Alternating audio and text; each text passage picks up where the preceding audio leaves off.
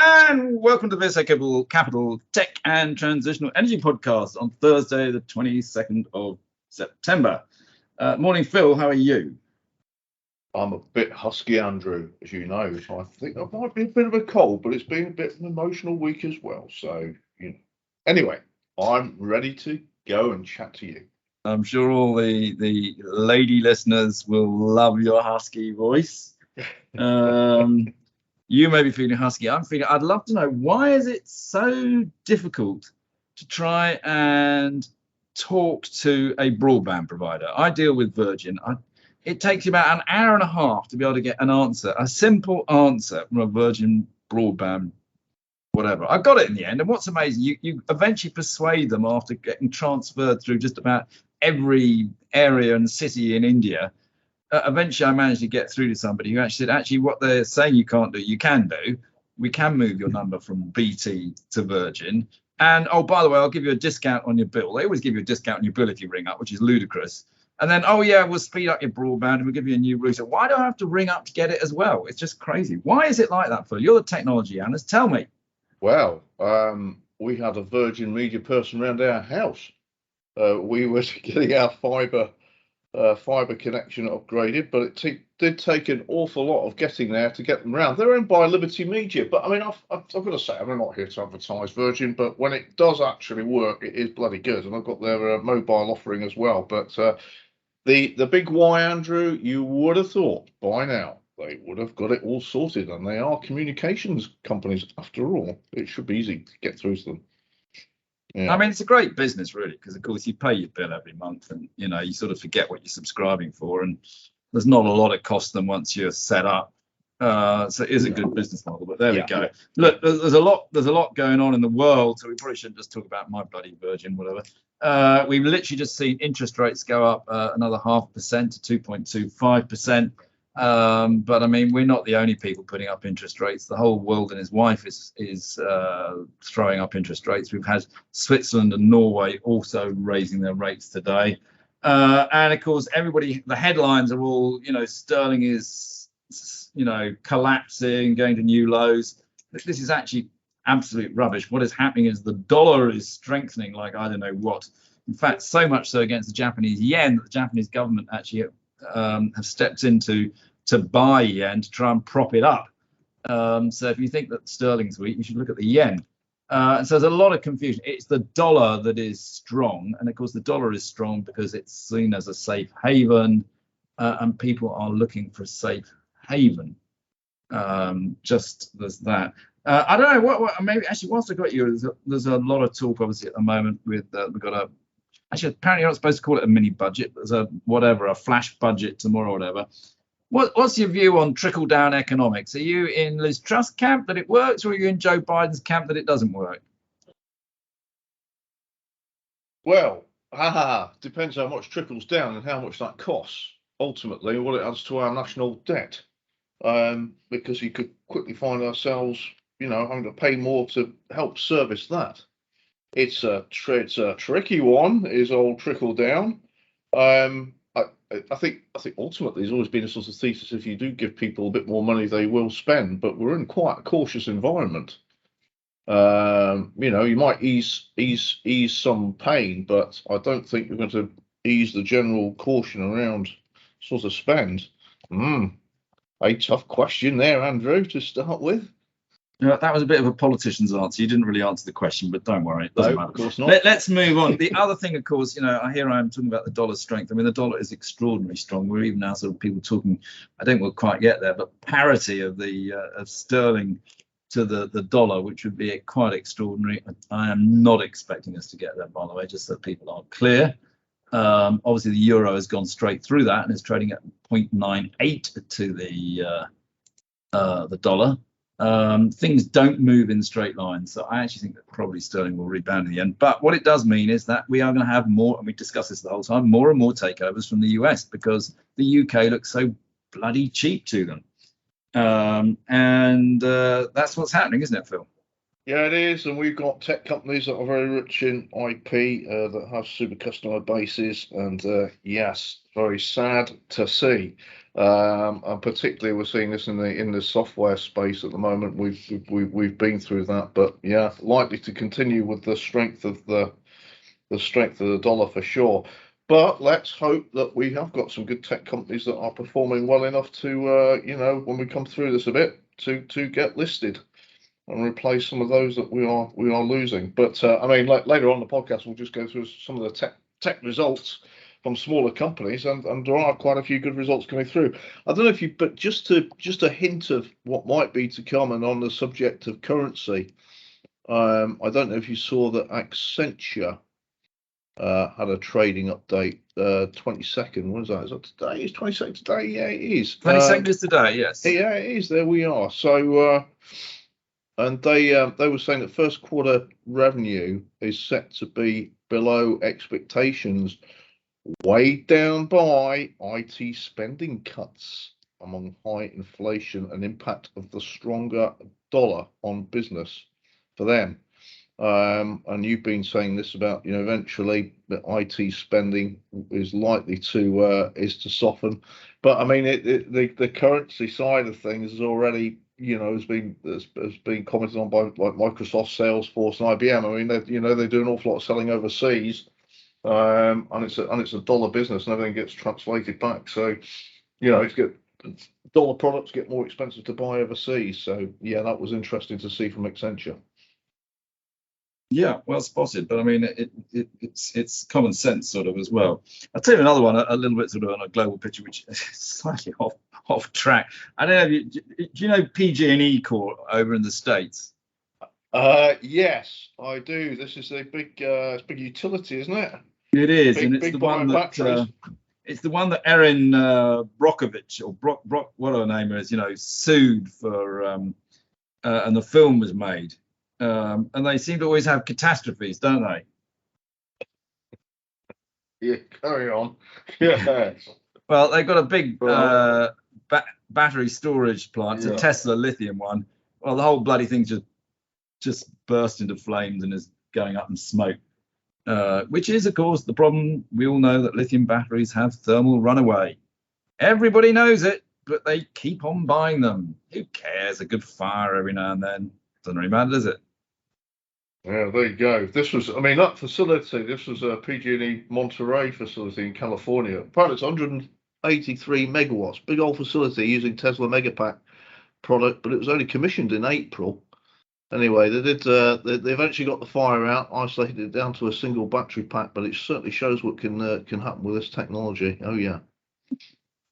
Anyway, there we go. Me being a bit naughty, just throwing it in there.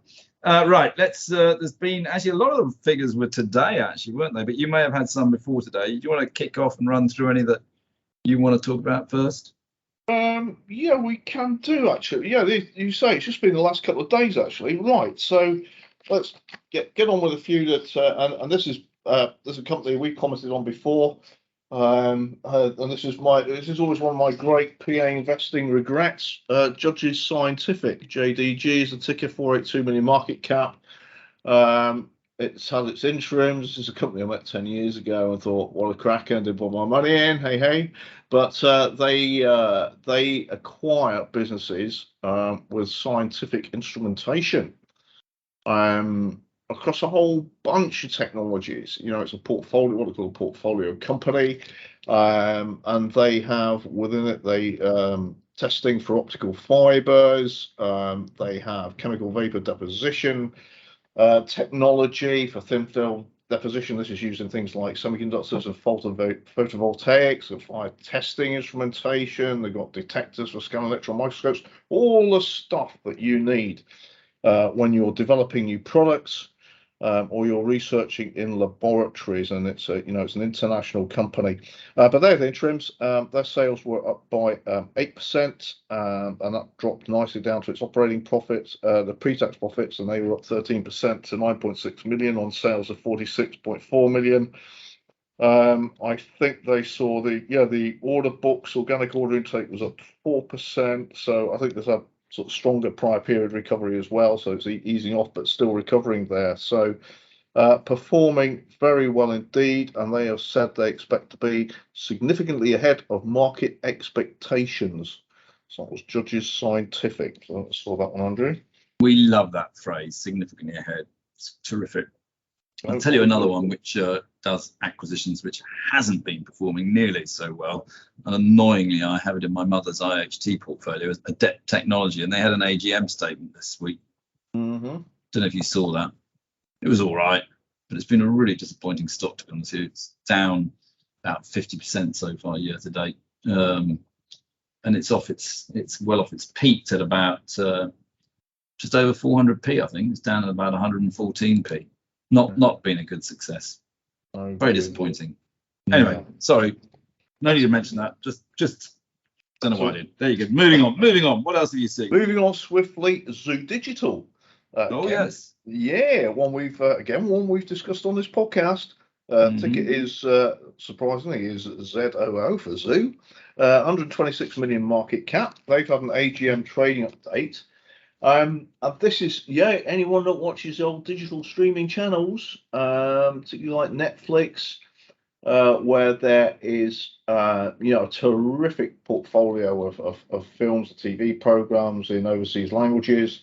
Well, to say overseas non-English languages, that's a better way of putting it. Zoo Digital is software that is used for subtitling for media, and they also provide dubbing services, what we call media localization services. And this is for TV and the movie industry, the film industry as well. So they got production facilities in California and in London and in the UEA, and they have said that their revenues for the first half are expected to be at least $51 million,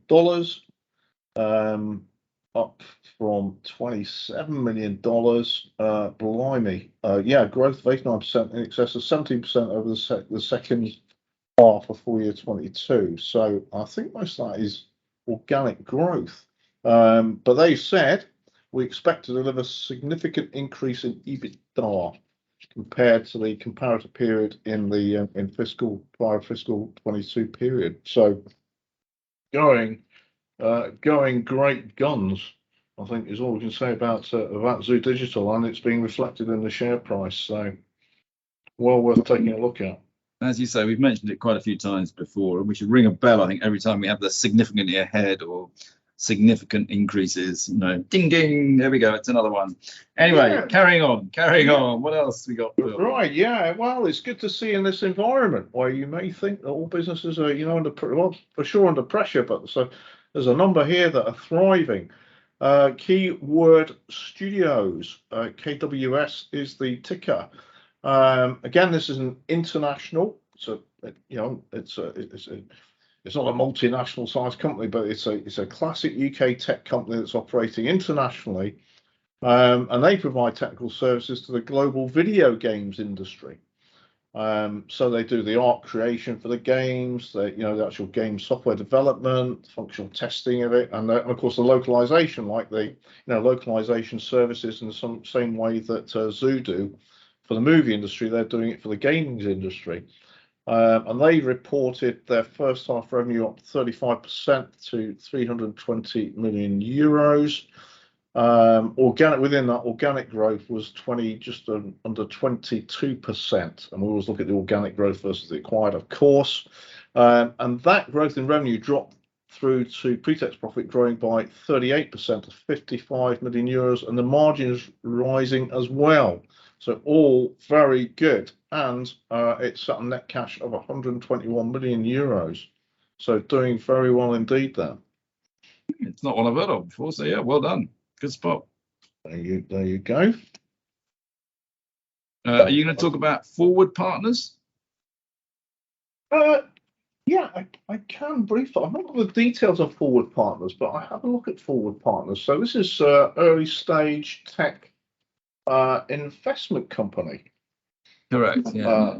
Across a range of technologies and software, and I think they do have some electronics investments as well.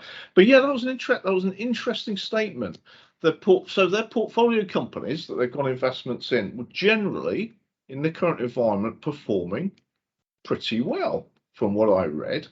However, the value of the portfolio was down by just under 24%.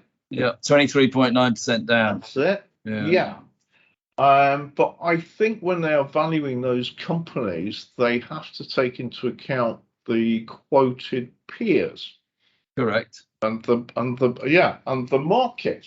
And of course, as we've discussed, the Nasdaq this year is down. I think it's down by about nearly 24%. So, tracking. It's interesting. It's an interesting one, this, because it's tracking.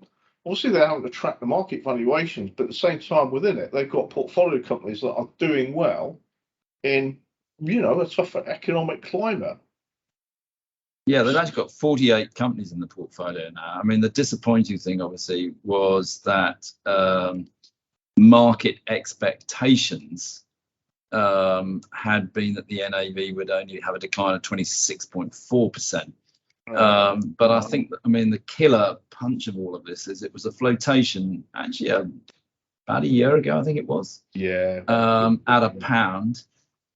Did go up to £1.20, and now we're down at 46p.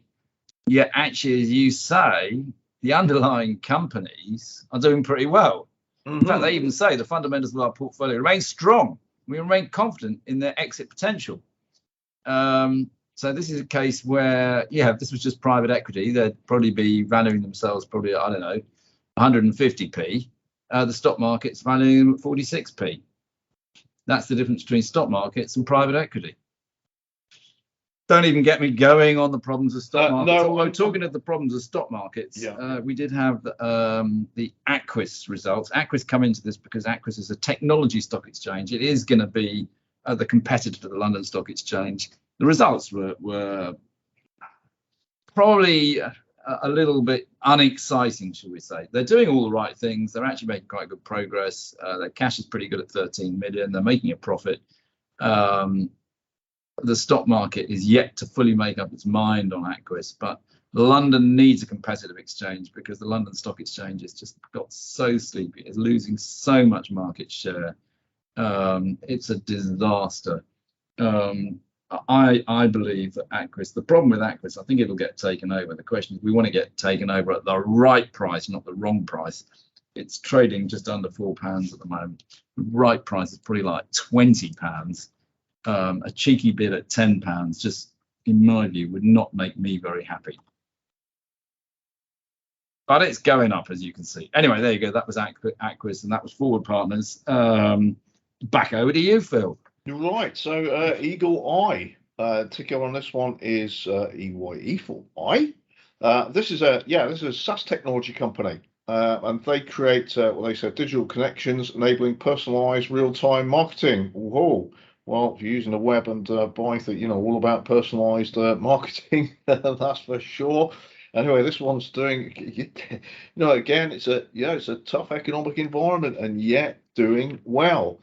They reported full-year results. Their revenue was up. I've not got organic growth in here, but the top line revenue was up 39% to just under £32 million. They'd increased their recurring revenues, which we're always looking out for in SaaS software companies, to 76% overall. And they said that their EBITDA margin was just over 20%, and moved to that's interesting, profit of 0.6 million. So I wonder why. Its cash is up from 0.8 million to 3.6 million. I wonder why its profits versus its margins, the net profit is low. I'll look further at that one, actually. That's quite interesting. Nonetheless, they're very bullish in their statements. As we can see, the top line is doing well. So I will have a further look at that one, methinks. I think you need to cast your eagle eye over it. Right. I bet I never had that pun before. Well spotted there, Andrew. That's a good one. Another one. This is one we have discussed before, and this is called IQGeo. And it's I better spell that. It's IQGEO. IQGeo. The ticker is IQG, and they provide. This is a really interesting area. It's geospatial software, and this we started off on the subject of telecommunications. And their software is used by telecommunications companies and utility companies. to basically accurately locate what is in the ground and where they plan to put things in the ground. And they had stated that where are we? They're looking. This is I think this is interim results from them. During the interim period, they won a global top 5 telecoms operator. Good for them, and they're building out. This operator is building out its 5G networks in the US. So smaller company winning internationally. They made an acquisition during a period for 30 million euros. I think this is when we last discussed it, and this is to do with fiber optic network planning and design software that they acquired. But during the interim period, they saw their revenue growth up 75% to £4.5 million. Total revenue up, sales recurring, total revenue up by 44% to £9 million. Well done them, and they moved from an EBITDA loss of 0.4 million into profit of 0.2 million. So, and they got cash of 11 million, so they got plenty, they're well financed, and they did an oversubscribed fundraising £3.5 million back in August. But yeah, they seem to be motoring very nicely. That's IQGO. Very good. Always good to be in a profit. Yeah, right. Exactly. Have you come across Cambridge Cognition, Andrew? I haven't. Tell me all about it. I keep, there's been a lot of news this week. So this is Cambridge Cognition Holdings. Do you know what? I think it is actually based in Cambridge. The ticker is COG. And they develop digital solutions to access brain health. And they had their interims for the period ended June. Now, I have to confess, I don't know a terrific amount about the product here, but I bet this is the sort of thing that's used to identify sort of early signs of things like, Alzheimer's. So it'll be, it's almost medical testing. But they saw a 31% growth in their revenue to just under £6 million. An order intake up 44% to £7.2 million. I'm quite keen. I'm going to look more at this one because I know that this whole area of brain degeneration with age is obviously there's a lot of money going into it. And here they say in the operating highlights that they've launched an Alzheimer's validation study for its voice-based cognitive assessment solution. Crikey, I better not use a voice-based cognitive assessment solution right now, Andrew, because I think I'm losing mine. So, so should we be talking about this with us two old farts talking on this?